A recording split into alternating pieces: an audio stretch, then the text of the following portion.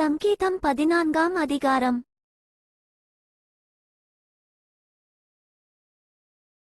தேவன் இல்லை என்று மதிகெட்டவன் தன் இருதயத்தில் சொல்லிக் கொள்ளுகிறான். அவர்கள் தங்களைக் கெடுத்து அருவருப்பான கிரியைகளைச் செய்து வருகிறார்கள். நன்மை செய்கிறவன் ஒருவனும் இல்லை. தேவனை தேடுகிற உணர்வுள்ளவன் உண்டோ என்று பார்க்க கர்த்தர் பரலோகத்திலிருந்து மனுபுத்திரரை கண்ணோக்கினார்.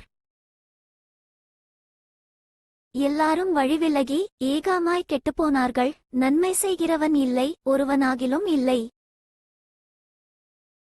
அக்கிரமக்காரரில் ஒருவனுக்கும் அறிவு இல்லையோ? அப்பத்தை பட்சிக்கிறது போல என் ஜனத்தை பட்சிக்கிறார்களே, அவர்கள் கர்த்தரை தொழுது கொள்ளுகிறதில்லை.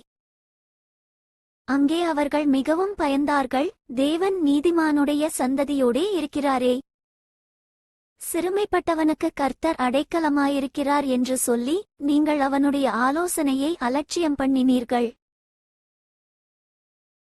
சீயோனிலிருந்து இஸ்ரவேலுக்கு இரட்சிப்பு வருவதாக கர்த்தர் தம்முடைய ஜனத்தின் சிறையிருப்பை திருப்பும்போது யாக்கோபுக்கு களிப்பும் இஸ்ரவேலுக்கு மகிழ்ச்சியும் உண்டாகும்.